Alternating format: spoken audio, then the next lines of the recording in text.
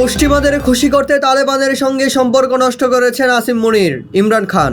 আদিয়ালা কারাগার থেকে পাঠানো এক বার্তায় পাকিস্তানের সাবেক প্রধানমন্ত্রী ইমরান খান অভিযোগ করেছেন, সেনা প্রধান জেনারেল আসিম মুনির দায়িত্ব নেওয়ার পর থেকে ইচ্ছাকৃতভাবে আফগানিস্তানের সঙ্গে সম্পর্ক খারাপ করা হচ্ছে। তিনি বলেন, বর্তমান নীতির কারণে সীমান্তের দুই পারে সংঘাত বাড়ছে এবং এতে সাধারণ মানুষই সবচেয়ে বেশি ক্ষতিগ্রস্ত হচ্ছে।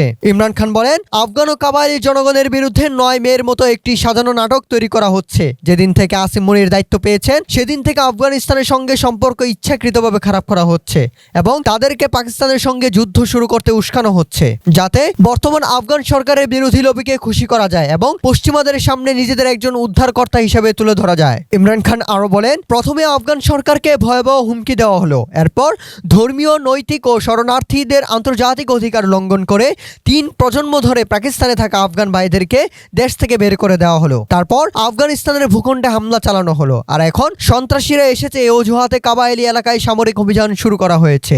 এসব নীতির কারণে পুলিশ, সেনা সদস্য ও নিরীহ মানুষ সহ আমাদেরই মানুষ শহীদ হচ্ছে। এভাবে কখনো শান্তি প্রতিষ্ঠিত হয় না। টেকসই শান্তি সবসময় আলোচনার মাধ্যমে আসে। তিনি জোর দিয়ে বলেন, আফগানিস্তান ও কাবাইলি এলাকায় শান্তি প্রতিষ্ঠার জন্য ৩ পক্ষকে সঙ্গে নেওয়া জরুরি। কাবাইলি এলাকার জনগণ, আফগান সরকার এবং আফগান জনগণ, এই ৩ পক্ষ ছাড়া কোনো সফল অভিযান বা স্থায়ী সমাধান সম্ভব নয়। খাইবার পাখতুনখোয়ার সামরিক পদক্ষেপ প্রসঙ্গে তিনি বলেন, এগুলো কেবল তেহরিক ইনসাফ সরকারকে দুর্বল করার জন্য।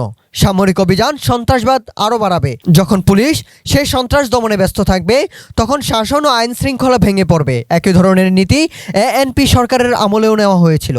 তিনি স্থানীয় জনপ্রতিনিধিদের উদ্দেশ্যে আহ্বান জানিয়ে বলেন, খাইবার পাখতুনখোয়ার সব এমপিএ, এমএনএ ও সিনেটররা মুখ্যমন্ত্রীর সঙ্গে বসে দ্রুত সমস্যার সমাধান করুন। বিশেষ করে বন্যা দুর্গত এলাকায় শান্তি বজায় রাখতে বিশেষ উদ্যোগ নেওয়া হোক। ইমরান খান বলেন, আমাদের মিত্র মাহমুদ খান আসাকজাইয়ের নেতৃত্বে একটি প্রতিনিধি দল আফগানিস্তান গিয়ে আলোচনার মাধ্যমে সমস্যার সমাধান খুঁজে বের করুক।